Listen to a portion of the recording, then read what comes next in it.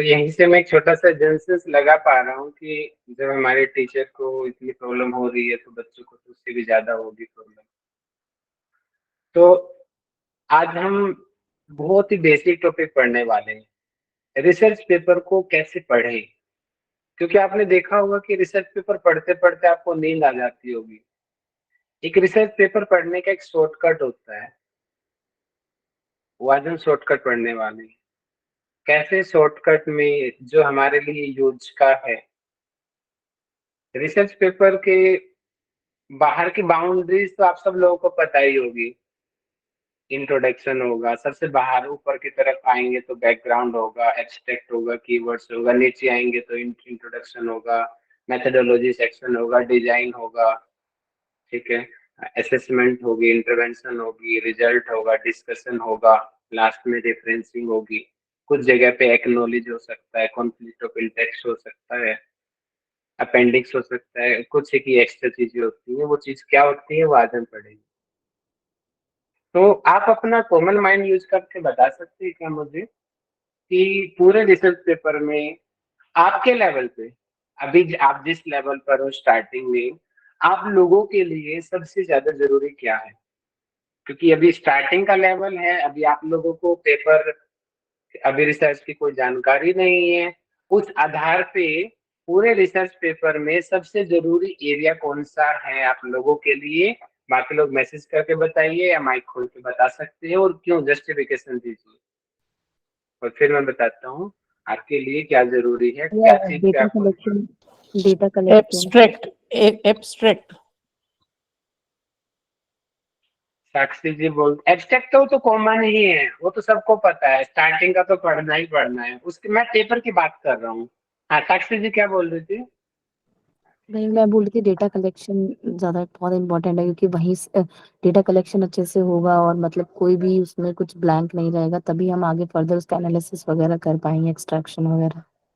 आप data collection को methodology बोलना चाह रहे हो क्या या कुछ और बोलना चाह रहे हो? नहीं, जो एग्जैक्टली मतलब इंटरवेंशन देके जो हम डेटा कलेक्ट करते हैं फाइनली वो। ओके, बाकी लोग भी अपना रिव्यू दीजिए या मैसेज में आप कमेंट कर सकते हो कि आपके एंगल से रिसर्च पेपर में जरूरी क्या है। जी बोलिए पूजा जी। तो रहेगा सर कि हमारी स्टडी का डिजाइन क्या है और हम किस तरह से काम करें। अरे हम तो रिसर्च पेपर पढ़ रहे हैं, हमारी डिजाइन कहाँ से आ गया? हमारा तो कुछ है नहीं, हम तो रिसर्च पेपर पढ़ रहे हैं गूगल से उठा के। उसमें क्या पढ़ना है मैं वो बोल रहा हूँ आपको। सर उसमें भी रिसर्च डिजाइन ही पढ़ना होगा ना कि रिसर्च ने कौन सा रिसर्च डिजाइन यूज किया है और उसमें ओके, कितने ग्रुप लिए हैं, मतलब और उसका एक्सक्लूसिव और इंक्लूसिव क्राइटेरिया क्या है और उसमें कौन सा असेसमेंट टूल यूज किया है। सारा ही हो गया ये तो। ठीक है, ओके, ठीक है ठीक है। तो निशा समरी जी ने वैसे बताया। Sir, sorry, summary sir important होता है, एब्स्ट्रैक्ट जो होता है। समरी डिस्कशन की बात कर रहे हो, लास्ट में जो होता है वो बोल रहे हो आप? अदिति जी सर बोलती स्टार्टिंग में हैं जो होता है मैं टाइटल के बाद। भैया ठीक है उसका मैं गैप्स और लिमिटेशंस मेन है, लिमिटेशंस और गैप्स जो है उससे हमें पता चलेगा कि हम आगे क्या कर सकते हैं, जो चीज उसमें नहीं हो पाई है। Gaps in research results conclusion. Gaps थोड़ा एडवांस हो गया क्योंकि अभी साक्षी जी चलो ये पहले से रिसर्च से जुड़ी हुई है, इनके एंगल से बिल्कुल सही बोला है इन्होंने। लेकिन अगर हम उससे भी लो लेवल पर आते हैं, क्योंकि अभी आपने रिसर्च अभी अभी पढ़ना शुरू की है, अभी आपको रिसर्च पेपर आपने एक दो भी नहीं पढ़े हैं ठीक तरीके से, उस तरीके से क्या है उस एंगल से कभी भी आप बहुत सारे लोग पहले मैं भी यही गलती करता था, इंट्रोडक्शन में ही आधा एक घंटा 2 घंटा लगा देता था और इंट्रोडक्शन से कुछ नहीं मिलेगा आपको। वो पहले की स्टडीज हैं, वो ठीक है, उसी को मॉडिफाई करके बताया गया इंट्रोडक्शन में। एब्स्ट्रैक्ट तो इम्पोर्टेंट है ही है, उसको तो हर हालत में पढ़ना ही पढ़ना है। एब्स्ट्रैक्ट पढ़ोगे तभी तो आप पेपर को डाउनलोड करोगे, ऐसे थोड़ी डाउनलोड कर लोगे। वो तो अलग ही चीज है एब्स्ट्रैक्ट, उससे तो इम्पोर्टेंट कुछ है ही नहीं। ठीक? अंदर में आए तो आप लोगों को सबसे जरूरी है मेथोडोलॉजी सेक्शन। आपको जानना जरूरी है वो, क्योंकि वो ना इंटरेस्टिंग एरिया होता है, बहुत पढ़ने में मजा आता है उस एरिया को। एक अंदर से इंटरेस्ट बनेगा, बोरियत नहीं आएगी कभी भी। तो स्टार्टिंग में आप कभी भी किसी पेपर को उठाओ, हमेशा मेथोडोलॉजी पे जाओ, इंट्रोडक्शन से स्टार्ट मत करना। किया तो भैया दिमाग बोर हो जाएगा और आगे कुछ नहीं पढ़ोगे आप। ये कॉमन साइकोलॉजी है। तो मेथोडोलॉजी को अच्छे से पढ़ो, उससे आपका माइंड में क्या होगा, क्रिएटिविटी जागेगी कि अलग अलग रिसर्चर किस तरीके से रिसर्च को डिजाइन करते हैं। वो जैसे अभी मयंक सर दिखा रहे थे योगा मॉड्यूल, उन्होंने मेथोडोलॉजी को पढ़ा तभी वो योगा मॉड्यूल उन्होंने दिखाया। तो उससे क्रिएटिविटी आती है कि उसने ऐसा किया, हम क्या कर सकते हैं। वो सारा का सारा मेथोडोलॉजी का ही पार्ट है। मेथोडोलॉजी में ही पार्टिसिपेंट्स आएंगे, सोर्स ऑफ स्टडी आएगा, ठीक है, इंक्लूजन क्राइटेरिया आएगा, एक्सक्लूजन क्राइटेरिया आएगा, रिसर्च डिजाइन आएगा, इंटरवेंशन एरिया आएगा, असेसमेंट भी उसी का ही पार्ट है, मेथोडोलॉजी सेक्शन का। इसके बाद हम थोड़ा सा एडवांस लेवल की बात करते हैं, हल्का सा ऊपर जाते हैं रिसर्च में, ये बात थोड़ा सा लेवल बढ़ गया है। वो रिसर्च पेपर जब हम राइटिंग करते हैं उस लेवल की अगर हम बात करते हैं, उस एंगल से डिस्कशन सबसे इम्पोर्टेंट है। या अभी साक्षी जी ने बोला कि रिसर्च गैप, वो जो गैप जो आपको मिलेगा ना, वो डिस्कशन से मिलेगा। मैथोडोलॉजी पढ़ने से इतना ज्यादा गैप नहीं मिलेगा। हाँ, मैथोडोलॉजी बेसिक है, उसको तो जरूर पढ़ना ही पढ़ना है, नहीं तो डिस्कशन समझ भी नहीं आएगा। बिना मैथोडोलॉजी के कभी भी डिस्कशन समझ नहीं आएगा, रिजल्ट समझ नहीं आएगा। तो मैथोडोलॉजी तो पढ़नी ही पढ़नी है हर हालत में, जिस भी पेपर को आप पढ़ो। और मेथोडोलॉजी को शॉर्ट रूप में ही एब्स्ट्रैक्ट के अंदर बताया जाता है, तो बाहर से भी एक ओवरव्यू एब्स्ट्रैक्ट से लिया जा सकता है कि इस पेपर में क्या है, कौन से असेसमेंट टूल्स यूज किए इस पेपर्स में। ये हो गया। और डिस्कशन को जरूर पढ़ना। स्टार्टिंग में आपको थोड़ा सा बोरियत लगेगा पेपर का डिस्कशन, लेकिन उस डिस्कशन के अंदर इतनी सारी चीजें होती हैं डीप की, जो मैं बोलता हूँ ना कि एक तरीके से हम उस रिसर्चर से बात कर रहे होते हैं। वो रिसर्चर बता रहा होता है अपने डिस्कशन के अंदर कि मैंने ये स्टडी की, उस स्टडी करते हुए मेरी ये कमियां रह गई, ये मुझे प्रॉब्लम हुई उस स्टडी को करते हुए। वो चीज आपके लिए जानना बहुत जरूरी है। अगर वो चीज आपको पकड़ में आ गई, डिस्कशन वाली चीजें, तो आपके लिए टॉपिक सिलेक्ट करना बहुत आसान हो जाएगा। उसको बोलते हैं गैप। तो गैप निकलेगा ही डिस्कशन से आपका। इंट्रोडक्शन पे बिल्कुल भी टाइम वेस्ट मत कीजिए, टाइम लगाइए मेथोडोलॉजी पे और रिजल्ट्स पे, कंक्लूजन पे और लास्ट में डिस्कशन पर, ठीक है। तो कुछ पेपर्स की छोटी छोटी चीजें होती हैं, आज हम उनको थोड़ा सा नजर निकाल लेते हैं उनके ऊपर। तो मैंने एक दो पेपर डाउनलोड किया है, तो मैं आपको दिखा देता हूँ। ये ईईजी का है एक पेपर, ये ठीक है। देखिए, तो पेपर आपको कहाँ से डाउनलोड करना है, होप कि आप सब लोगों को पता होगा। फॉर्मेट पे जाएंगे, वहां पे कीवर्ड डालेंगे, लास्ट क्लास और सर ने यही बताया था आप लोगों को, और वहां से पेपर को डाउनलोड करेंगे। और डायरेक्ट पेपर का लिंक नहीं मिलता है तो उसका डीआई नंबर या पीएमआईडी या फिर टाइटल को साई हब पे डाल देंगे। साई हब से फिर 90% चांस है आपको वहां से पेपर मिल जाएगा, ठीक है। तो हमेशा पहले टाइटल को देखिए, टाइटल में क्या आपके वो जो है, जो चीज आप देखना चाह रहे हो, जिस चीज पे आपको वर्क करना है, क्या वो है क्या। साइक्लिंग मेडिटेशन है, आपको आपको क्या साइक्लिंग मेडिटेशन आपके लिए यूजफुल है क्या, यहीं से ही क्लियर हो जाएगा कि आपको ये पेपर पढ़ना है कि नहीं पढ़ना है। टाइटल में अगर आपकी काम की स्टडी के 2-4 वर्ड हैं तब तो आप इसको पढ़िए, अदरवाइज आगे पढ़ने का कोई फायदा नहीं। लेकिन आपको कभी कभी लगता है कि टाइटल में कुछ समझ नहीं आ रहा है तो उसको एब्स्ट्रैक्ट को पढ़िए। डायरेक्ट कंप्लीट पेपर को पढ़ने की कोई आवश्यकता नहीं है, कोई जरूरी नहीं है पूरा पेपर आप पढ़ो। आपको सॉरी पेन अपने आप ही चल रहा है। यहाँ से जब आप पढ़ेंगे देखिए इसमें मेथड सेक्शन आएगा, ठीक है।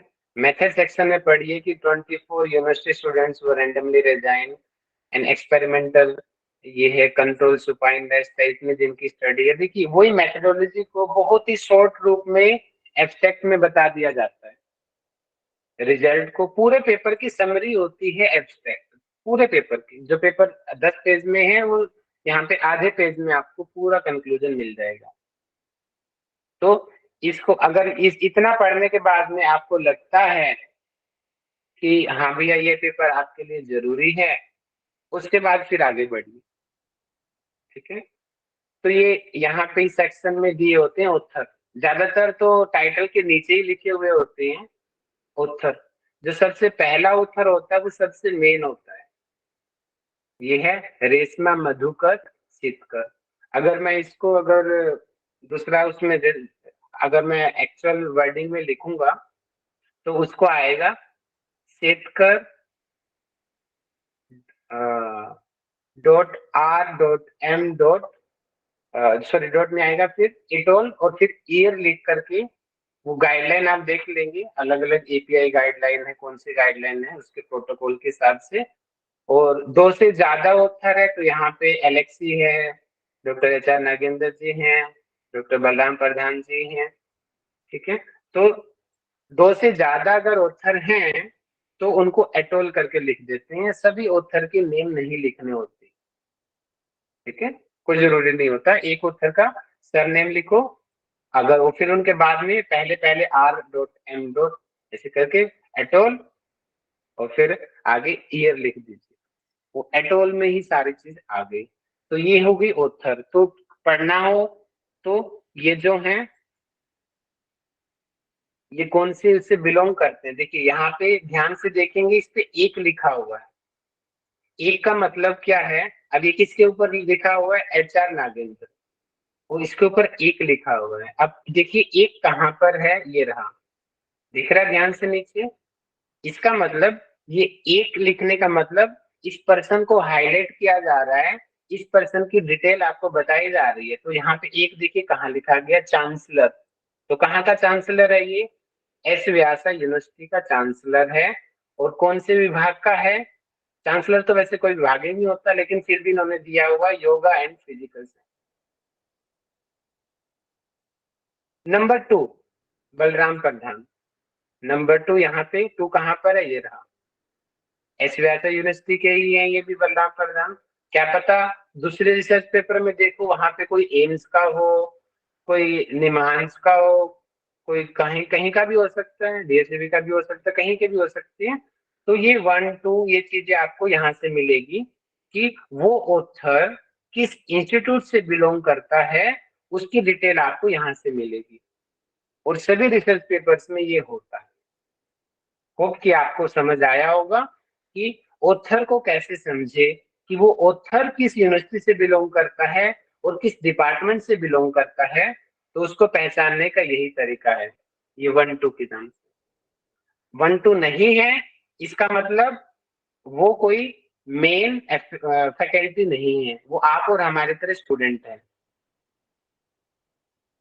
जो मेन फैकल्टी होगा उसके आगे डिपार्टमेंट इस तरीके से जरूर लिखा होगा, जैसे डॉक्टर एच आर नागेंद्र के आगे लिखा होगा क्योंकि ये मेन फैकल्टी हैं, डॉक्टर बलराम प्रधान है ये मेन फैकल्टी हैं, इनके डिवीजन लिखे हुए होंगे। दूसरे पेपर में भी अगर मैं आपको दिखाता हूँ, चलो ये तो ऐसे के पेपर हो गए हैं, दूसरे मैं रिसर्च पेपर आपको दिखाता हूँ, 1 मिनट रुकिए।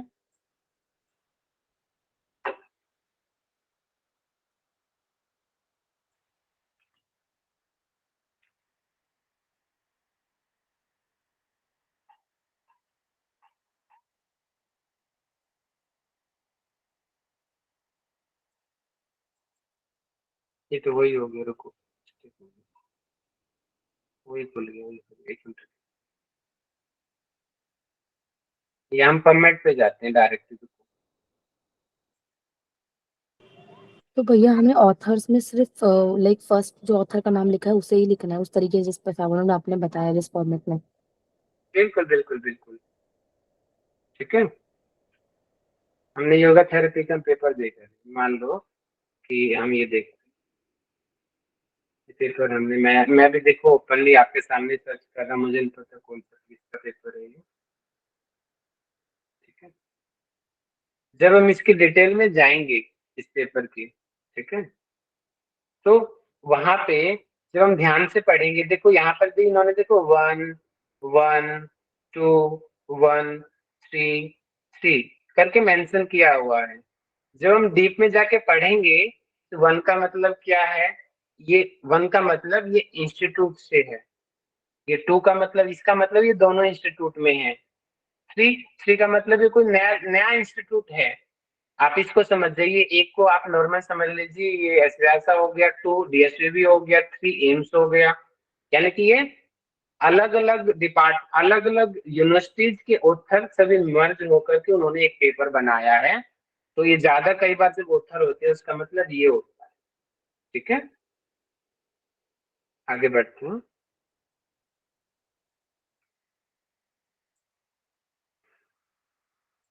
तो ये हमारा ऑथर का कॉलम हो गया। कीवर्ड आप जरूर पढ़िए किसी पेपर के, क्योंकि अभी आप सभी लोग स्टार्टिंग फेज में हो, क्योंकि बहुत सारे लोगों की कंप्लेंट्स आप लोगों के पीछे भी कर रहे थे आप सौरभ सर से कि कैसे हम राइट कीवर्ड को सिलेक्ट करें अपने रिसर्च पेपर के लिए। देखिए भैया, और रिसर्चर्स ने क्या यूज किया, आप भी वो यूज करो।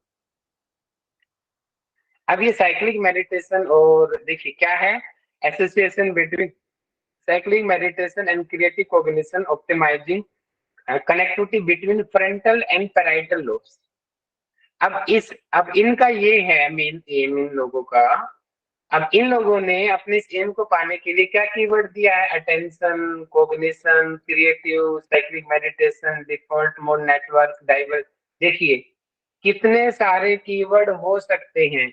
ये सारे कीवर्ड जब आप इनमें से कोई भी कीवर्ड डालोगे आपको ये पेपर मिल जाएगा। तो आप हमेशा ही खाली ये मत सोचा करो खाली योगा ही कीवर्ड जरूरी है, योगा में नहीं मिला तो मतलब हमें नहीं मिलेगा, ऐसा नहीं होता। देखिए इस पेपर में तो योगा तो कहीं है ही नहीं, इसका तो कीवर्ड,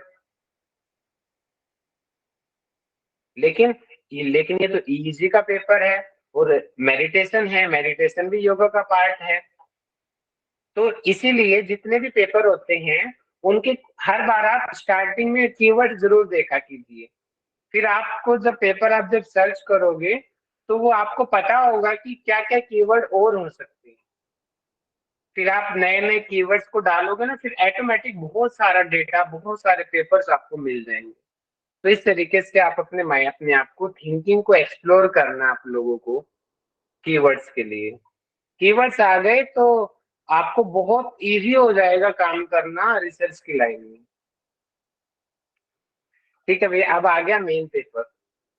ठीक है, मेन पेपर इंट्रोडक्शन, जो सबसे ज्यादा माइंड को बोर करने वाला एरिया है। एक्चुअल में इसमें सबसे ज्यादा मेहनत भी लगती है। देखिए हैरानी की बात भी यही है, इंट्रोडक्शन और डिस्कशन एरिया जब आप रिसर्च पेपर लिखेंगे सबसे ज्यादा महाभारत इसी में होनी है, इंट्रोडक्शन में और डिस्कशन में। आपका रिसर्च माइंड यही पता चलेगा कितना आपका माइंड क्रिएटिव है।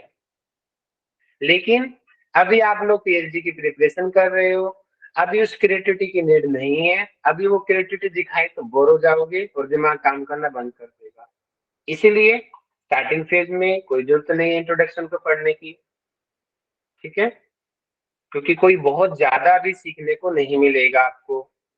अब ये आ गया हमारा मेथड वाला सेक्शन, ये सबसे इंपॉर्टेंट है। हमेशा रिसर्च पेपर यहाँ से आप स्टार्ट करो। अभी मटेरियल्स एंड मेथड सीधा से आपको मिल जाएगा कि कितने लोग हैं। देखिए स्टार्टिंग में इंटरेस्ट बढ़ने लगेगा, अच्छा इतने लोग थे, हेल्दी लोग थे, अच्छा उनकी एज ये थी, ठीक है, कितने ग्रुप थे? One group was regular training session for cycling meditation and experimental intervention and another group for shavasana as a control intervention. 7 days का क्या हुआ? For 7 days 35 minutes each days. देखो इस टाइम से इस टाइम इन्होंने किया, इंक्लूसिव क्राइटेरिया ये था। देखो आपका ज्यादातर डेटा आपको मेथड सेक्शन में ही मिलेगा आपके काम की चीज का, और यहीं से आपका माइंड एक्सप्लोर होगा, नई नई क्रिएटिविटी आपके अंदर आ जाएगी। यहाँ पे असेसमेंट भी दे दिया, जीएचक्यू इन्होंने स्क्रीनिंग के लिए यूज कर दिया, ईईजी इन्होंने मेल टूल को यूज किया है। और मुझे आशा रखता हूँ कि इसका मतलब आप लोगों को पता होगा।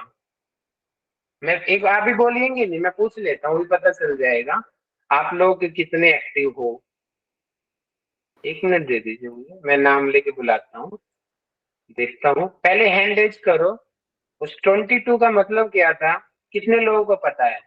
बोलना नहीं है, देखना चाहता हूँ कि पूरी क्लास में कितने लोगों को पता है। भारती जी को पता है, मयंक जी को पता है, रवि जी को पता है, ऑनलाइन योगा निशा मैडम को पता है, फिर 4 लोगों को पता है, बाकियों को नहीं पता। उस 22 का मतलब क्या है? हाँ जी, नीरज मंडलोई जी नहीं पता, अदिति जी नहीं पता, यस नो में आंसर करें माइक खोल की। मुकुल जी नहीं पता 22 का क्या नो मतलब है? सर। मुकुल जी को पता है, बताइए मुकुल जी। पेशेंट्स है क्या सर वो? क्या, दोबारा बोलना। जो जिनके ऊपर मतलब पेशेंट्स है जिनके ऊपर हम रिसर्च करेंगे। हाँ अरे मुकुल जी, क्या सारे उम्मीद पे पानी फेर दिया, मैंने इतनी उम्मीद निभाई थी आपके साथ। हाँ मधु जी आप बताइए क्या है 22?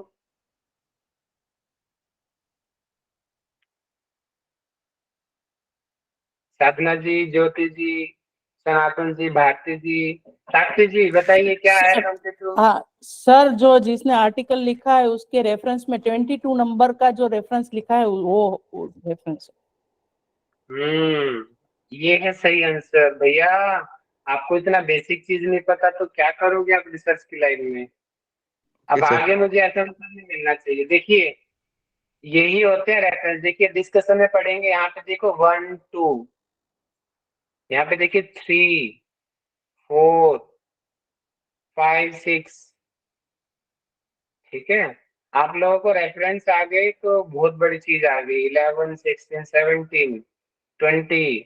और बिना रेफरेंस के कोई भी लाइनें ऑथेंटिक नहीं होती। 7। अब देखिए कैसे, इसका मतलब क्या? देखिए यहाँ पे क्या लिखा? 22। 22 मतलब इस लाइन का लिया है, no history of neurological illness as assessed by general health questionnaire, और रेफरेंस दिया 22। अब आप जाइए सबसे लास्ट में, इस पेपर के सबसे एंड में जाइए। ठीक है, सर ऑनलाइन पढ़ेंगे तो उसको टच करने से ही वहीं पहुंच जाते हैं। हाँ ऑनलाइन पढ़ेंगे तो वहां से मिल जाएगा, लेकिन फिर भी हम बेसिक पढ़ते हैं यहाँ से। अब देखिए 22, ये रहा 22। अब 22 में ये देखो जीएचक्यू की नॉलेज है। अगर आपको वो जीएचक्यू के बारे में डिटेल पढ़ना है तो इस पेपर को पढ़ लीजिए आप। इसका टाइटल ऑथर यहाँ पे सारा दिया हुआ है। ये गोल्डबर्ग है, इसने तो ये बनाया था, गोल्डबर्ग ने तो जीएचक्यू। तो ये है मेन, है तो मेन उसका उठा दिया इन्होंने। तो इस तरीके से इनका मतलब होता है। ठीक है, सबको समझ आ गया? ये ब्रैकेट में जो चीजें लिखी होती है इनका मतलब क्या होता है? ओके ठीक है। हाँ, रेफरेंसिंग स्टाइल अलग अलग होते हैं। कई जगह पे 22 नहीं मिलेगा, कभी कभी यहाँ पे सीधा ऐसा हो सकता है कि जैसे कि मैं अगर आपका नाम लेता हूँ तो मयंक जी का अगर मैं लेता हूँ तो यहाँ पे क्या होगा, मान लो कि ये लाइनें इन्होंने मयंक जी के पेपर से उठाई, तो यहाँ पे कुछ एक जिसमें एपीए का जो स्टाइल होता है उसमें लिखा मिलेगा विश्वकर्मा डॉट एम एटोल 2023। अब उसकी डिटेल कहाँ पे मिलेगी? फिर नीचे जाएंगे, नीचे जाके देखेंगे भैया विश्वकर्मा डॉट M23 कहाँ है।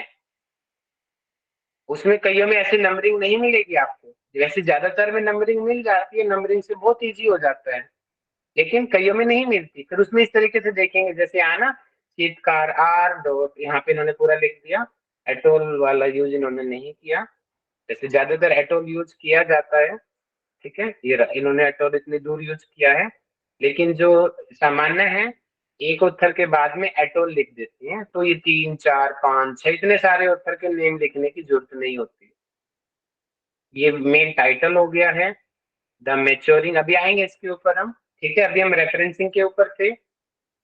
रेफरेंसिंग का क्या मतलब होता है, किस तरीके से रेफरेंसिंग दी जाती है, उसको तो कैसे भैया पढ़ना है। तो नंबरिंग वाली रेफरेंसिंग है, इसमें ये कौन सा स्टाइल है, ईपीए का कौन सा स्टाइल है बोलते हैं इसे?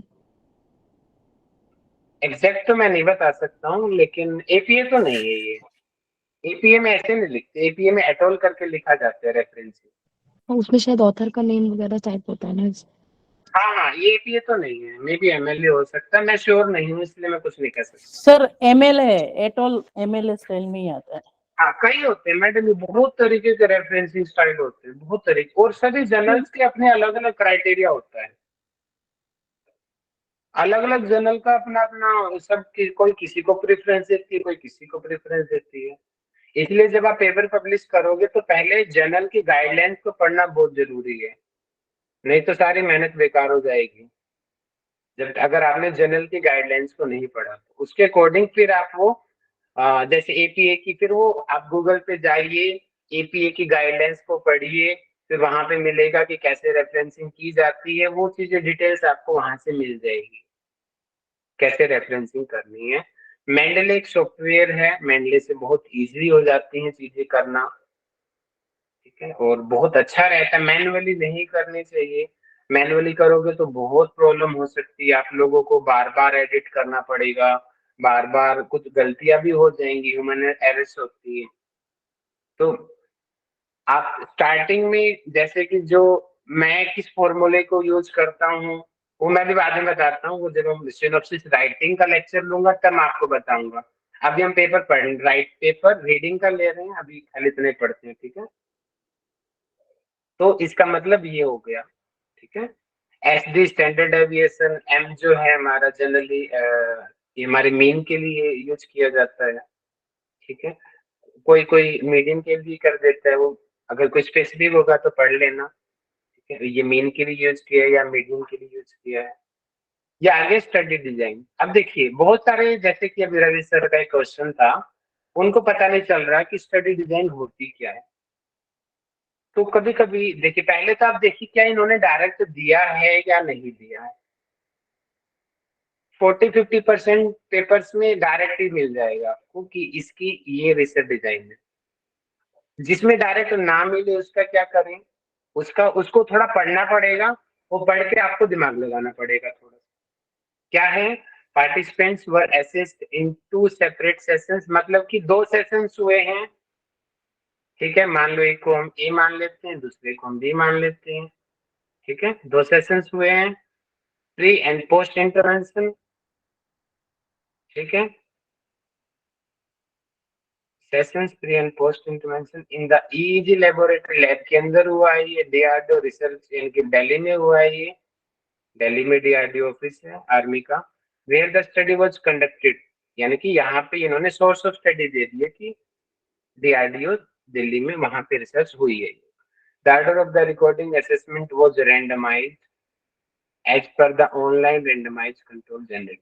देखिए ये ऑनलाइन यानी कि आरसीटी है ये स्टडी, आरसीटी सबसे अच्छी स्टडी मानी जाती है, अच्छा तरीका होता है ये प्रोबेबिलिटी सैंपलिंग मेथड में आता है, आप लोगों ने सैंपलिंग मेथड पढ़ा होगा रिसर्च के अंदर। तो रैंडमाइज्ड कंट्रोल ट्रायल जो है वो प्रोबेबिलिटी सैंपलिंग में आती है। On both the recording days pre and post of cyclic meditation and supine rest. CM का मतलब साइक्लिक मेडिटेशन, हाँ इसका मतलब मैं बता देता हूँ, कई लोगों को कीवर्ड्स नहीं पता होते। सीएम का मतलब क्या है, एसएच का मतलब क्या है, इसका मतलब आपको कहाँ से पता चलेगा। यस, पहले मैं आप लोगों से पूछ लेना चाहता हूँ, बताइए इस पेज का मतलब हम कहाँ से पता चले कि सीएम का मतलब क्या, कहाँ मिलेगी ये लाइनें। तो रिसर्च पेपर में ही मिलेगी, जब हम पहले पढ़ चुके होते हैं तो बार बार उसको ब्रीफ ना लिखना पड़े, इसलिए उसको शॉर्टकट में लिख रिसर्च देते पेपर हैं। में कहाँ मिलेगी, किस एरिया में मिलेगी research abstract paper? Abstract abstract introduction में ही मिलेगा सर। स्टार्टिंग से शुरू हो जाता है, ऐसा जी कोई जी। फिक्स क्राइटेरिया नहीं होता, हाँ लेकिन कि एब्स्ट्रैक्ट में ही मिलेगा। स्टार्टिंग में ज्यादा चांस होता है। देखिए, एक ही बार मिलेगा रिसर्च पेपर में, यानी कि रिसर्च पेपर में जब हम पढ़ेंगे, सबसे पहली बार जब वो शब्द आया वहीं पे उसको शॉर्ट फॉर्म दे दी जाती है। जैसे टाइटल में कभी भी नहीं देते शॉर्ट फॉर्म, अच्छे रिसर्च में कभी टाइटल में शॉर्ट फॉर्म नहीं मिलेगी आपको। अब देखिए, अब आप एक्सेप्ट को पढ़ रहे हैं, यहाँ पे पढ़ा पहली बार साइक्लिक मेडिटेशन यहाँ शब्द आया। अब इनको पता है कि बार बार साइक्लिक मेडिटेशन वर्ड यूज होएगा इस पेपर में, इसलिए इन्होंने यहीं पे इसकी कोडिंग कर दी सीएम। अब देखिए, अब आगे जब जब पढ़ रहे हैं, अब पूरा नहीं लिखे मिलेंगे, अब आगे हर बार सीएम सीएम सीएम। अब ये abbreviation tolerant test of for adult, अब इसको यहाँ पे कोडिंग कर दी। पहली बार वर्ड आया आटा, अब आगे जहां पर भी ATT मिले समझ जाना abbreviated tolerance test for adult है इसका मतलब। इलेक्ट्रोइन्फ्लुएंजाग्राम, इसकी कोडिंग है, पहली बार वर्ड आया, वर्ड आते ही सबसे पहले कोडिंग कर दी इसकी EEG। अब आगे जब भी EEG मिले उसका मतलब है इलेक्ट्रोइन्फ्लुएंजाग्राम। इसी तरीके से क्या पता वो कोडिंग आपको इंट्रोडक्शन में जाके मिले, लेकिन वो पहली बार वो वर्ड जहां मिलेगा, वो पहली बार चाहे वो एब्स्ट्रैक्ट में हो, चाहे वो इंट्रोडक्शन में हो या मेथोडोलॉजी में हो, जहां वो फर्स्ट टाइम आया वहीं उसकी कोडिंग हो जाएगी। जैसे हम अपना नॉर्मल राइटिंग में भी करते हैं ना, कि बोलते हैं कि Ram is a good boy, उसके बाद हम ये नहीं बोलते Ram study in this school, Ram is doing that, नहीं, बाद में बोलते हैं he study there, he is a good guy, बाद में हम उसको ही वर्ड दे देते हैं, है ना। ऐसा हम नॉर्मल अपने उसमें भी करते हैं, तो ऐसा ही रिसर्च में करते हैं, वो कोडिंग दे देते हैं ताकि उसको इजीली वो चीज हम आगे अंडरस्टैंड करें, और कम से कम वर्ड्स में हम उन चीजों को, ज्यादा से ज्यादा चीजें हम पेपर में डाल सके। रिसर्च पेपर और थीसिस में बहुत बड़ा डिफरेंस होता है। डिसर्टेशन में बहुत बड़ा लिखना होता है, थीसिस में उससे भी बड़ा 1000-2000 पेज में लिखना होता है, लेकिन रिसर्च पेपर में आपको 5-6 पेज, मैक्सिमम 10 पेज में ही पूरी नॉलेज बांटनी होती है, और वही पूरे वर्ल्ड में फैलती है। इसीलिए कम से कम वर्ड्स यूज करते हैं रिसर्च पेपर में, और इसीलिए ये कोडिंग दी जाती है ताकि वो वर्ड्स कम हो सके। होप कि आप लोगों को समझ आई होंगी ये कोडिंग क्यों दी जाती है। हाँ, अब देखिए, अब अगर आपको यहाँ पे नहीं मिली, डायरेक्ट रिसर्च डिजाइन आपको नहीं मिला, ठीक है, तो आप कैसे पहचानेंगे? अब यहाँ पे अब दो चीजें बनती हैं। अब आपको पहले तो ये देखना है कि ये लॉन्ग टर्म स्टडी है या इमीडिएट स्टडी है। अब लॉन्ग टर्म और इमीडिएट में डिफरेंस आप लोगों को पता होना चाहिए, और मैं एक बार आपको बता देता हूँ इसका मतलब क्या होता है। इमीडिएट स्टडी क्या होती है? इमीडिएट स्टडी कि मैंने अभी कोई भी एक्सरसाइज की और तुरंत मेरा रिजल्ट आ गया, तुरंत आपने डायग्नोज किया और चेक करके बताया कि ये ब्रीदिंग एक्सरसाइज करने से इतनी परसेंटेज ऑक्सीजन बढ़ गई बॉडी के अंदर, तुरंत। और यहीं पे मैं दूसरी डिजाइन की बात करता हूं, तो उसी ब्रीदिंग को मैंने 3 महीने तक कंटिन्यू डेली 10-10 मिनट तक किया, और फिर 3 महीने बाद फिर मैंने जाकर के चेक किया, और फिर वो जो है वो अलग स्टडी हो जाएगी। तो जो तुरंत उसी दिन किया और उसी दिन डेटा ले लिया और उस सैंपल को छोड़ दिया, तो उस स्टडी को हम बोलते हैं इमीडिएट स्टडी। ओके, अब जिसमें इंटरवेंशन दी जाती है, वो चाहे 10 दिन की हो, 15 दिन की हो, 1 महीने की हो, 2 महीने की हो, 3 महीने की हो, उसको हम एक कॉमन वर्ड रिसर्च में यूज किया जाता है, उसको बोलते हैं प्री पोस्ट रिसर्च डिजाइन। क्या बोला मैंने?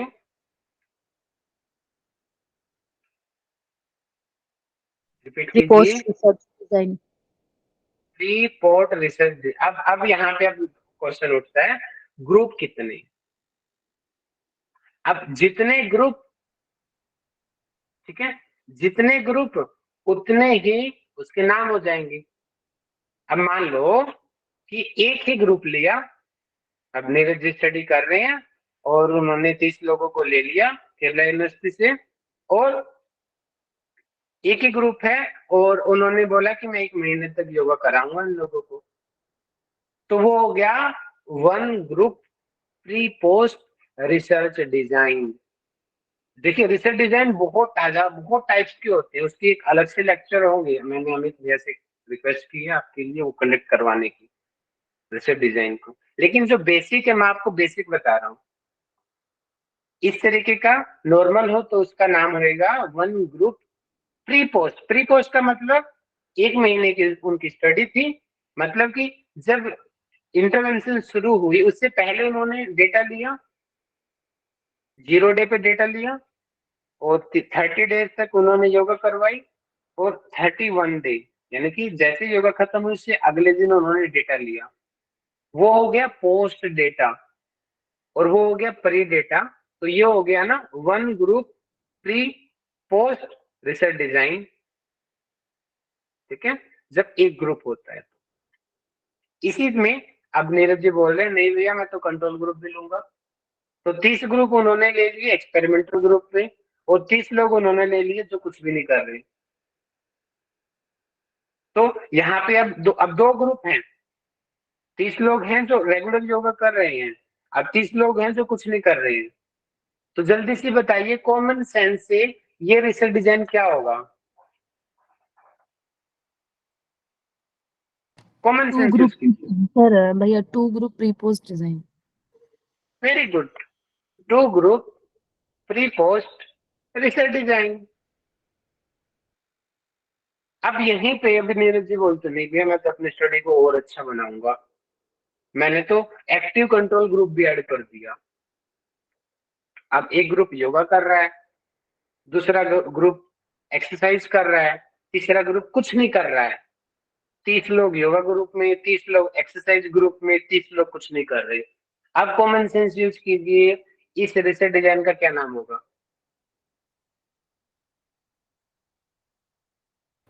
थ्री ग्रुप प्री पोस्ट ये रिसर्च तो pre design. Group pre post. नहीं, ये तो बिल्कुल, three group pre post research design. अगर वहां पे आरसीटी हो तो बाद में आरसीटी आप अलग से ऐड भी कर सकते हो, नहीं तो छोड़ भी सकते हो, उसको अलग से ज्यादा लिखने की जरूरत नहीं है। जब कुछ भी समझ में ना आए, अगर वो टाइटल में आरसीटी है तो नॉर्मल आरसीटी लिख दो, ठीक है। तो इस तरीके से जब डायरेक्ट अगर किसी रिसर्च पेपर में डिजाइन मेंशन ना हो तो इस तरीके से आपको एज्यूम करके वो डिजाइन बना लेना है, उस पर कोई ऑब्जेक्शन नहीं करेगा। अब एक ध्यान दीजिए, इमीडिएट स्टडी में भी होता है प्री पोस्ट। इमीडिएट में भी मान लो कि मैं 10 मिनट की मेरी भस्त्रिका प्राणायाम की रिसर्च कर रहा हूँ, और मेरा एजम्पशंस है कि अगर मैं भस्त्रिका प्राणायाम करूंगा तो मेरी ऑक्सीजन लेवल बढ़ जाएंगी, ये हाइपोथेसिस लेकर के हमने रिसर्च कर दी। तो अब 7 बजे मैं लैब में आया, अब 7 बजे से लेकर के 7:02 या 5 मिनट तक मेरा प्री डेटा हुआ। प्री डेटा उसको हम बोलते हैं बेस लाइन, कुछ जगह पे आपको बेस लाइन वर्ड मिलेगा, ठीक है। तो इसका मतलब बेस लाइन उससे भी पहले होता है। रुको मैं डायग्राम से आपको दिखाता हूँ, कुछ स्टडी ही दिखा देता हूँ डायरेक्टली, रुकिए।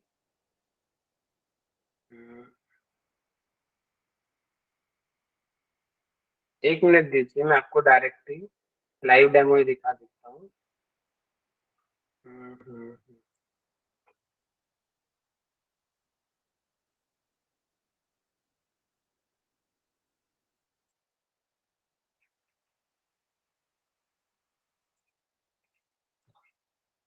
ठीक है,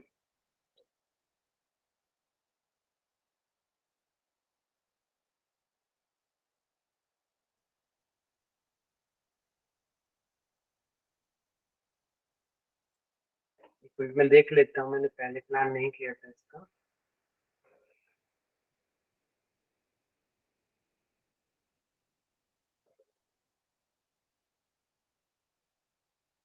हाँ, एक और बहुत इंपॉर्टेंट चीज छूट गई मेरे से, मैं भी कवर करूंगा जर्नल से। जर्नल भी अच्छी होनी बहुत जरूरी है। चलो यहाँ पे मिल गया हमें, मैं इसको डाउनलोड करके फिर पेन के साथ दिखाता हूँ आपको।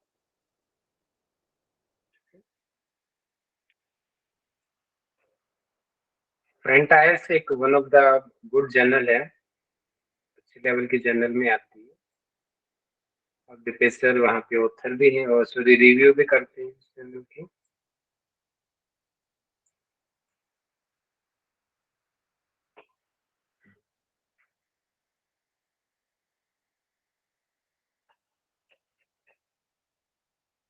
अब देखिए ये पेपर आपके सामने खुल गया, और ये जो स्टडी है ये आपको यहाँ पे मिल गया। देखिए ये स्टडी डिजाइन चल रहा है रिसर्च का, ठीक है। मेरी स्क्रीन थोड़ा लेट चल रही है क्या? पेपर दिख रहा है आपको? यस यस भैया Yes, विजिबल। sir. ओके, मेरे फोन में रुकी हुई, ठीक है। तो देखिए ये इन्होंने क्या लिखा हुआ है, ऊपर से जब आप पढ़ेंगे, ये FNIS लिया हुआ इन्होंने, फंक्शनल नियर इंफ्रारेड स्पेक्ट्रोस्कोपी। देखिए यहाँ से डिजाइन पढ़िए। डे 1, पहले दिन उनको क्या कराया गया, देखिए प्री 5 मिनट, फिर उसके बाद में 15 मिनट स्ट्रोक टास्क दिया, इसके बाद में ड्यूरिंग रैंडम थिंकिंग 20 मिनट्स। इसका मतलब ये कंट्रोल ग्रुप है, रैंडम थिंकिंग का मतलब कंट्रोल ग्रुप है। और एक्चुअल कंट्रोल नहीं होगा, इसको हम एक्टिव कंट्रोल बोलेंगे। तो मतलब D1, D2, D3, D4 ये असेसमेंट ली है 4 पार्ट में उसकी, 5 मिनट 5 मिनट 5 मिनट 20 मिनट तक का ये उसको आंख बंद करके बिठा दिया गया लैब के अंदर बुला करके। उसके बाद में फिर स्ट्रोक टास्क लिया। स्ट्रोक टास्क होता है एग्जीक्यूटिव फंक्शंस को चेक करने के लिए किया जाता है कि उसका माइंड कितना एग्जीक्यूटिव है, उसकी वर्किंग मेमोरी कितनी है।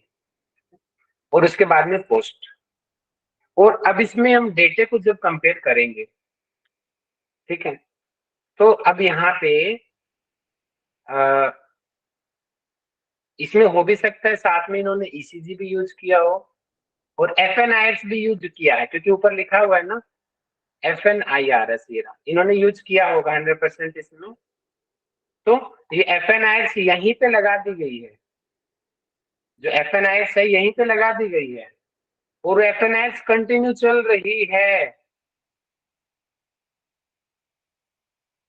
ठीक है, यहाँ भी चल रही है। ये पूरा डेटा जो है 5 मिनट 15 मिनट 20 20 और 20 40 40 और 20 60 मिनट का डेटा हुआ एक पर्सन का। अब जब डेटा एनालिसिस की बात होगी यहाँ पे, तो क्या होगा, 5 मिनट और 5 मिनट इसको ही कंपेयर किया जाएगा, बाकी डेटा को एक तरफ कर दिया जाएगा। अब वो आपका एम क्या है, आपके ऑब्जेक्टिव क्या है, भैया FNIRS क्या है? टास्क देखना है, तो इन दो डेटा को ही उठा के कंपेयर किया जाएगा, ठीक है। अब ठीक इसी तरीके से सेम मेथड आई है, मेडिटेशन की स्टडी है ये। मेडिटेशन करते हुए डेटा लियो, तो कंट्रोल ग्रुप है ऊपर वाला, तो नीचे वाला है एक्सपेरिमेंटल ग्रुप, ठीक है। मतलब कि कंट्रोल ग्रुप यानी कि ये सेम पर्सन है, इसको बोलते हैं सेल्फ एज कंट्रोल, आप लोग नोट कर लीजिए। जब ऐसे पर्सन हो जो एक दिन आपको कंट्रोल ग्रुप की तरह आपका डेटा ले लिया और दूसरे दिन आपसे एक्सपेरिमेंटल या जो भी इंटरवेंशन करवाएगी, सेम वही पर्सन हो, या पहले इंटरवेंशन करवा दी, अगले दिन आपको कुछ भी नहीं करने के लिए बोला, तो ऐसे डिजाइन को हम बोलते हैं self as control research design. क्या बोला मैंने, बताइए? Self as control research design. हाँ, ये सेल्फ एज कंट्रोल है, क्योंकि डे 1 डे 2 बोला गया है, इसका मतलब पर्सन सेम है। मान लो भारती मैडम यहाँ पर है, तो भारती मैडम आज आई पहले उन्होंने इस मेथड को फॉलो किया, अब अगले दिन भारती मैडम को फिर बुलाया लैब में और फिर उनको मेडिटेशन करवाई गई। तो ये हो गया सेल्फ एज कंट्रोल, और ये इमीडिएट है, लॉन्ग टर्म नहीं है। अब आंसर कीजिए इमीडिएट क्यों है ये? क्योंकि एवरीडे डेटा ले बिकॉज विद इन 2 days इसका मतलब रिजल्ट जो है वो फाइनलाइज हो गया, बिकॉज लॉन्ग टर्म इंटरवेंशन नहीं दिया है। Very good, very good, very good. अगर लॉन्ग टर्म हो, देखो देखो मैंने एग्जाम्स मेरे सही गए थे, एफएनआईएस इन्होंने सही पूरे टाइम किया। देखो जो मैं जूम कर रहा था एफएनआईएस किया होगा, देखो फुल टाइम एफएनआईएस चल रही थी इनकी, और बाद में जो सा डेटा लेना होगा वो ले लेंगे एफएनआईएस, है ना। सर FNIRS क्या होता है, थोड़ा सा एक्सप्लेन करें तो? फंक्शनल नियर इंफ्रारेड स्पेक्ट्रोस्कोपी, ठीक है। इससे माइंड में जो होती है ऑक्सीजन लेवल का चेक करती है। इससे ये असेसमेंट टूल में आप पढ़ लेंगे पीछे से कि ये जो होती है कैप होती है, कैप को लगा देते हैं हम अपने हेड रीजन को, और ये लाइट्स को भेजती है हमारी स्कल के अंदर, ठीक है। इसका नाम ही है फंक्शनल नियर इंफ्रारेड स्पेक्ट्रोस्कोपी, ठीक है। इसकी जो रेज होती है नियर टू इंफ्रारेड रेड होती है, ठीक है। और ये मेजर क्या करती है, ये मेजर करती है ऑक्सीजन लेवल को।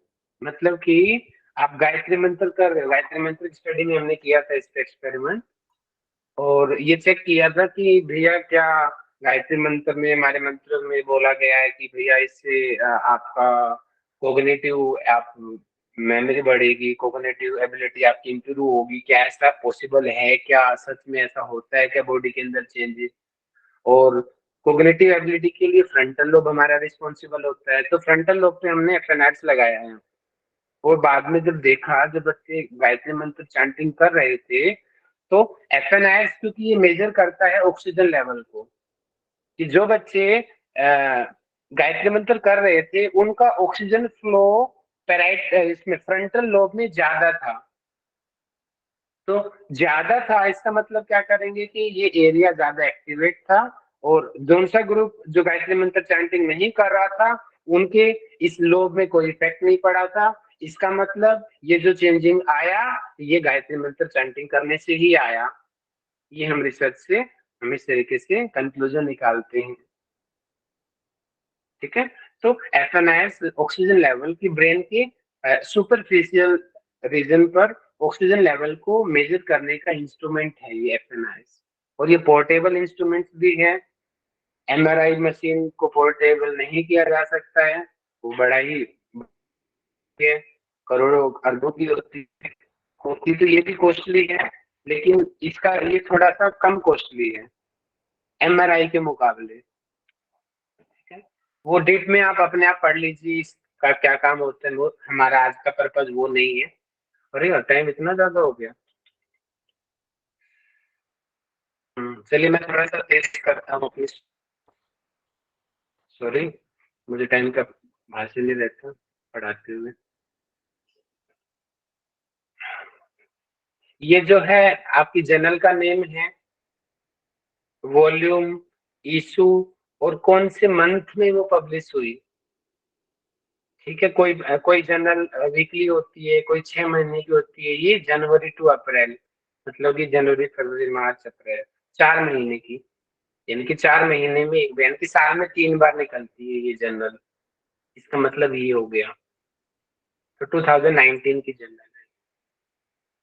तो इस तरीके से आप वो immediate research design, pre post research design ये आप लोग लिखोगे, ओके।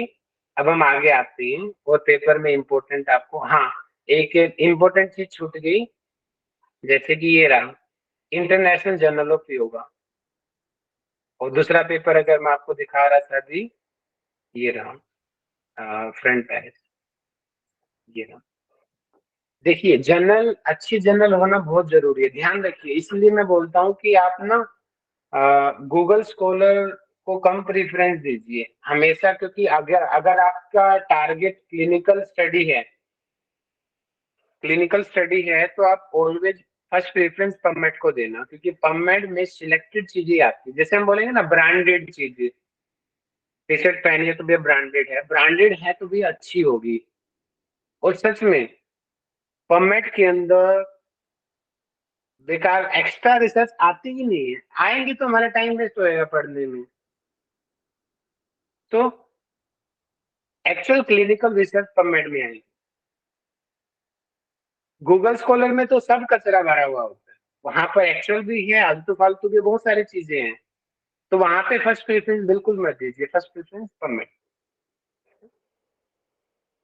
तो जो मैं बता रहा था कि वो जर्नल आप देखना, क्या वो जर्नल पबमेड इंडेक्स है क्या, उस जर्नल का इम्पैक्ट फैक्टर देखना आपको बहुत जरूरी है। उसका इम्पैक्ट फैक्टर कुछ है, क्योंकि इंडिया में आधी से ज्यादा जर्नल तो फेक है। इंडिया तो फेमस है फेक जर्नल के लिए, ठीक है। तो और बेकार की जर्नल से आपने आर्टिकल उठाया तो उसकी कोई वैल्यू भी नहीं है, आपका पेपर रिजेक्ट हो जाएगा। तो वो पेपर जो आप पढ़ रहे हो वो पेपर अच्छी जर्नल में होना भी बहुत जरूरी है। तो जब आप पेपर को पढ़ेंगे तो पेपर के टॉप में ही लिखा मिलता है कि कौन सी जर्नल है। देखिए फ्रंटायर्स इन सिस्टम्स न्यूरोसाइंस, जब आप जाएंगे तो इसका इम्पैक्ट फैक्टर देखना, इसको टाइप करके वहां पे इसका क्या इम्पैक्ट फैक्टर है, ठीक है। ये देखिए गुरु जी का नाम आपने पहली बार देखा होगा, बहुत सारे लोगों ने HR नागेंद्र जी सुना है आपसे, ये है उनका कंप्लीट नाम, ओम सेंड्रो रमा राव नागेंद्र। सर शुरू में मुझे लगा कोई और है ये, बाद में मैंने देखा कि H है फिर R है।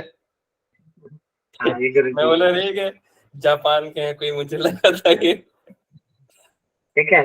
तो आप लोग इस तरीके भैया से फिर प्रोसीजर कितना इम्पैक्ट फैक्टर होगा तो फिर हम कंसिडर करेंगे ये गुड जर्नल है? देखिए योगा की जर्नल्स का इम्पैक्ट फैक्टर बहुत कम होता है, योगा के जर्नल्स का इम्पैक्ट फैक्टर बहुत कम होता है। मैं आज ही डिस्कस भी कर रहा था दीपेश सर से अभी 1 घंटे पहले कि इम्पैक्ट फैक्टर का मतलब क्या है, यूजफुल क्या है, जॉब्स में क्या जरूरी है, हम कौन सी जर्नल को सिलेक्ट करें कि जिससे हमें जॉब जल्दी मिलेगी, और जो जर्नल का बेनिफिट क्या होने वाला है उसके अंदर। तो जब आप जॉब के लिए अप्लाई करोगे तो वहां पे देखा जाएगा कि आपका जो आर्टिकल है किस जर्नल में पब्लिश हुआ है, उस जर्नल का 2 से इम्पैक्ट फैक्टर कम है तो वहां पे आपको 5 नंबर मिलेंगे, 2 से 3 के बीच में है तो आपको वहां पे 15 नंबर मिलेंगे, 3 से ज्यादा है तो आपको वहां पे 20-25, इस तरीके से आपको रैंकिंग दी जाती है। अभी दीपेश सर ने कहीं इंटरव्यू दिया था, उनका जो रैंकिंग है 1000 के ऊपर गया था, 1000 के ऊपर। नॉर्मल लोगों का 100 200 भी नहीं जाता है रैंकिंग, लेकिन उनका 1000 गया। क्यों गया रैंक? और इस कंडीशन में क्या होगा, अब भैया API स्कोर सबसे ज्यादा बनता है तो सबसे ज्यादा चांस है कि वो पर्सन जल्दी सिलेक्ट होगा गवर्नमेंट जॉब के लिए। कॉमन सी थिंकिंग है ये। तो इसीलिए अगर आपको अपना API स्ट्रॉन्ग बनाना है, आप गवर्नमेंट जॉब की भी तैयारी कर रहे हो या रिसर्च में आपको जाना है, तो हाई टू हाई, जितनी हाई हो उतनी अच्छा है, ठीक है। High to high impact factor में आप अपना रिसर्च पेपर पब्लिश कीजिए, और कम से कम कुछ तो 0.5 से ज्यादा तो होना ही चाहिए, कम से कम उसका 0.5 और 1 से ऊपर हो तो थोड़ा ठीक रहता है। बाकी फ्रंट आयर्स है इसका तो 4-5 से ज्यादा ही है, फ्रंट आयर्स का जो भी मैं दिखा रहा था इसका इम्पैक्ट। नेचर जर्नल कितनी रेपुटेटेड जर्नल है, उसमें पब्लिश कराओ, एक अपने आप में छा जाओगे अगर आपका पेपर नेचर में पब्लिश हो गया तो, न कि इंडिया में, पूरे वर्ल्ड में छा जाओगे नेचर के अंदर। तो रिसर्च जर्नल का बहुत बड़ा मायने रखता है। और ऐसी जर्नल जिसकी कोई वैल्यू नहीं है वो कैसे पता चलेगी, उसका मैं कभी अलग लेक्चर लूंगा, आज टाइम बहुत ज्यादा हो गया मुझे लग रहा है। वो मैं शॉर्टकट में बता देता हूँ। चाहिए पहले बात इम्पैक्ट फैक्टर चेक कीजिए, कभी कभी इम्पैक्ट फैक्टर वो गलत भी दिखा देती है, कभी कभी, वैसे ज्यादातर सही होता है, ठीक है। तो उसको वेब ऑफ साइंस की एक वो है साइट, वहां पे जाके चेक कीजिए, वहां पे वो आ रहा है क्या, या फिर उस जर्नल की अपनी वेबसाइट खोलिए, वहां पे उसकी डिटेल्स मिलेगी कि वो जर्नल कहाँ कहाँ पे इंडेक्स्ड है, ठीक है। वहां से वो चलिए ज्यादा डीप टॉपिक हो जाएगा, बाद में किसी और लेक्चर में कवर करेंगे। अभी एक दो चीज छूटती है, मैं उनको कवर करके आज का लेक्चर में खत्म करता हूँ। और भैया मतलब जैसे आप नेक्स्ट लेक्चर में बताएंगे तो एक बार मतलब ये बता दीजिए कि योगा के कौन कौन से जर्नल्स हैं जो यूजीसी केयर लिस्ट में लाइक आते हैं, तो हम देख तो सकते हैं बट मतलब जिनके लिए हमें मतलब जो अच्छे हैं, क्योंकि ज्यादातर है नहीं यूजीसी केयर लिस्ट में, सिर्फ ये आईजॉय जो एसबीआई का है, इंटरनेशनल जर्नल ऑफ योगा, बस एक यही है। तो हम किस में और पब्लिश कर सकते हैं इसके अलावा? ठीक है, मैं एक लिस्ट बना के कभी इसकी भी क्लास दिखा दूंगा आप लोगों को, ठीक है। तो ग्राफ को आप लोग यहाँ तक पहुंच गए हो तो आई थिंक ग्राफ समझना तो आप लोगों के लिए उंगलियों चुटकी होगी, इसमें तो दिक्कत नहीं होना चाहिए। बचपन से आप मैथमेटिक्स कर रहे हो, ठीक है। ग्राफ कई टाइप के होते हैं। हाँ, ये रहा कंक्लूजन सेक्शन, और डिस्कशन इसमें दिया नहीं क्या? दिया नहीं है। डिस्कशन जो होता है ना, कुछ एक देखो सभी जर्नल का अपना अपना फॉर्मेट होता है। डिस्कशन को आप जरूर पढ़ना। एक्नॉलेजमेंट में जिसमें हेल्प ली जाती है जिन लोगों की, उसका थैंक यू बोला जाता है। कोई वो नहीं थी, कोई कॉन्फ्लिक्ट ऑफ इंटरेस्ट नहीं है, रेफरेंस, ठीक है। ये चीजें हो गई मेन आपकी। अब आप अपने पेपर से रिलेटेड मुझे दो तीन आपको वो टॉपिक और बोलना था सिस्टमेटिक रिव्यू से रिलेटेड, उसकी भी मैं 2 मिनट में अभी वाइंड अप कर देता हूँ लेक्चर आपको। कि बहुत सारी जर्नल आपको इसमें मिलेंगी कि रिव्यू आर्टिकल होगा, सिस्टमेटिक रिव्यू होगा। उसमें क्वेश्चन कल भी आया था मेरे सामने, बच्चे का फोन आया था, उसका हम रिसर्च डिजाइन क्या लिखे, उसमें सैंपल साइज क्या लिखे, उसका कोई सैंपल साइज नहीं होता, ठीक है। उसका कोई रिसर्च डिजाइन नहीं होता, ठीक है। उसको रिसर्च डिजाइन का कॉलम उनका खाली छोड़ देना, उसका कोई असेसमेंट टूल नहीं होता, उस हर टूल को खाली छोड़ देना, इंडिपेंडेंट डिपेंडेंट वो सब खाली छोड़ देना। इन तीन से ध्यान रखिए, narrative review, systematic review, Meta analysis. इनमें ये चीजें नहीं लिखनी, इनमें सिर्फ आपको ऑथर नेम, रिसर्च डिजाइन में आप यहाँ पे डायरेक्टली लिख देना सिस्टमेटिक रिव्यू या रिव्यू आर्टिकल या मेटा एनालिसिस, या उसके बाद में सीधा रिजल्ट और कंक्लूजन ही लिखना। बीच के बाकी के पॉइंट्स इसमें नहीं लिखे जाते इन तीन चीजों में। याद रखिए, दोबारा रिपीट कर रहा हूँ, review article, Meta analysis, systematic review. अब ये होते क्या है इनकी डिटेल आज टाइम नहीं है, आगे कभी हम चर्चा करेंगे इनकी डिटेल्स को। अब आप लोग अपने अपने डाउट्स ले लीजिए, फिर हम अपनी क्लास को बताएं आज के टॉपिक से रिलेटेड। तो भैया इन रिव्यू आर्टिकल्स को जितने भी हैं इनको हम अपने पीएचडी वाले उसमें यूज कर सकते हैं लिटरेचर रिव्यू में? दोबारा एक बार रिपीट कीजिए। मतलब जो review articles like narrative review, systematic review या मेटा एनालिसिस वगैरह के जो पेपर से उन्हें हम अपने पीएचडी में। अरे भैया आर्टिकल है तो यूज कर सकते हैं, ऐसा कुछ नहीं है, कर सकते हैं, कोई प्रॉब्लम नहीं। उनको भैया कुछ तो है तभी तो पब्लिश हुआ है ना वो, ध्यान रखिए। सिस्टमेटिक रिव्यू को आप इतना हल्के मत आकिए। नॉर्मल क्लिनिकल स्टडी आपकी छोटी मोटी जर्नल में, सिस्टमेटिक रिव्यू बहुत बड़ी बड़ी जर्नल में पब्लिश होती है अगर आपने प्रॉपरली लिखा है तो। ओके ओके, थैंक यू भैया। अभी आपकी जानकारी के लिए बता दूं साक्षी जी, विद्याश्री दीदी है ना जो अपने एसवीएसएम में, उनका एक पेपर पब्लिश हुआ है आईसीडी पे, सॉरी टीसीडी पे, ट्रांसक्रेनियल डॉपलर पे, 9 इम्पैक्ट फैक्टर जर्नल में, और सिस्टमेटिक रिव्यू है, कुछ नहीं किया, सिस्टमेटिक रिव्यू की 9 इम्पैक्ट फैक्टर में चला गया। 9 अपने आप में एक बहुत बड़ा महाभारत। टीसीडी? हाँ, टीसीडी पे खाली सिस्टमेटिक रिव्यू, सिस्टमेटिक रिव्यू में कोई इंटरवेंशन नहीं देनी, कुछ योगा नहीं करानी, बैठ के अच्छे से सिस्टमाइज करके उसको लिखना होता है। वो भी इतनी बड़ी जर्नल में चला गया। और अच्छे अच्छे महारथी डॉक्टर कितने बड़े बड़े लोग हैं, उनका आज तक 5 से ऊपर इम्पैक्ट फैक्टर में पब्लिश नहीं हुआ। तो जितना अच्छे से अच्छे इम्पैक्ट फैक्टर में पब्लिश होता है उतना आपकी वैल्यू बढ़ती है रिसर्च की लाइन में। और कोई डाउट किसी का?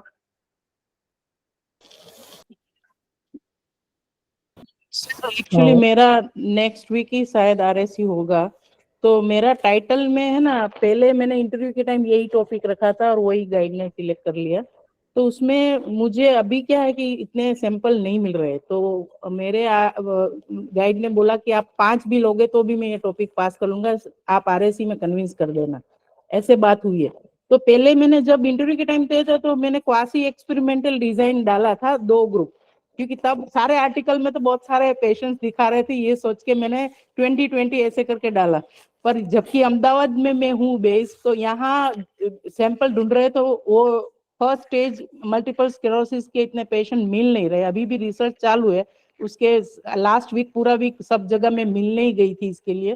तो अगर मैं 5 सैंपल ही लेती हूँ, जबकि 10 लूंगी तब जाके 5 टिकेंगे, और उसमें अगर कंट्रोल ग्रुप मिल गया तो, नहीं तो प्री और पोस्ट सिंपल ग्रुप ही लूं, तो उसमें मैं डिजाइन में सिर्फ प्री पोस्ट सिंपल ही लिखूं, उसमें फिर रेंडमाइज तो होगा नहीं सर। ये पायलट स्टडी है, ठीक है। हाँ, पायलट स्टडी लिखना पड़ेगा ना उसमें, 5 सैंपल लेंगे तो। ये पायलट स्टडी हो गया। हाँ, कोई ओके, ज्यादा अगर value नहीं होती। अगर मुझे 5 और कंट्रोल ग्रुप के लिए भी मिल गए तो तब भी मैडम पायलट ही होगा ये। पायलट ही होगा ना, ठीक है। ठीक है सर। हाँ, पास में क्या करोगे आप? कोई नहीं पूछता पास। पेपर पब्लिकेशन में बहुत दिक्कत है। सर कल के लिए क्या होमवर्क? पेपर कल के लिए पब्लिकेशन में सर लिटरेचर रिव्यू का पेपर पब्लिश कर सकती हूँ ना फिर? पेपर तो कुछ भी पब्लिश कर सकते हो।